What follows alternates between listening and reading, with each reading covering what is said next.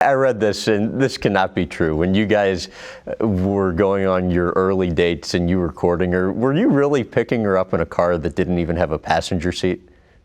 Yes. What do you mean? Had a 56 Dodge. Had it all lowered, big wheels and tires. Had a 57 Oldsmobile motor with 3 carburetors and no mufflers and all that. And so, they come with bench seats. I got the idea I didn't want the bench seat. I went on some kind of truck or something that had a bucket seat. So I put the bucket seat in the thing.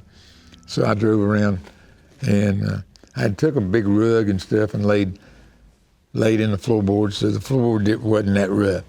And when I'd go pick her up, I'd take a wheel and just put a wheel over there and put a cushion on the thing, and we'd ride around and go to the drive-in or go to the ball game or whatever. And she'd have to hang on because it wasn't too stable. But that's the truth. We did do that. What's her reaction the first time she gets in the car and sees that? She was young and innocent, and it didn't make any difference. If I'd have come with a wagon, she'd have been happy just to go out. So she didn't know any better. Did you really give her $100 for a wedding present? Yeah, that we did. We went to South Carolina, got married when she was 17. She had to be 18 in North Carolina. Anyhow, and I said, okay, I'll give you a wedding present.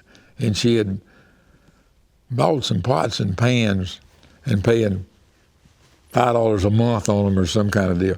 So I said, I'll give you, so I give her $100. And she went and paid off the pots and pans. I said, now this is a very conservative lady. This is going to be great. So we still got some of the pots and pans, and that was 56 years ago. How much credit do you give to your late wife for all the success that you had during your career? It's a funny thing. I think we got married when she was 17. Had 2 kids by the time she was 19. I was 21, 22 years old. And the deal being, she was young, I was young. We'd never been in that part of our life. And just growing up, not knowing what you're supposed to do, what you wasn't supposed to do. And the situation wound up was she was the homebody. She took care of the house. She took care of the bills. She took all of that kind of deal. I went out and done my racing and did my job. And then it was like, I tell people, it was like 3 lives. She lived a life, I lived a life, and we lived a life together. So we were married 55 years. We probably lived together 25, which was okay, because I'd come home, stay 2 or 3 days, and couldn't wait to get away, and be away 2 or 3 days and couldn't wait to get back home. So it was a perfect situation for my situation. It might not work for anybody else, but it worked for us. I was talking to your daughter, Rebecca, about this last night, and she was saying, in a way, it was kind of tough for your mom because on one hand, she wants to be the wife and be with you on the race weekends, all the time. Yet on the other hand, she knew she needed to be at home and be the mother. How difficult do you think that was for her?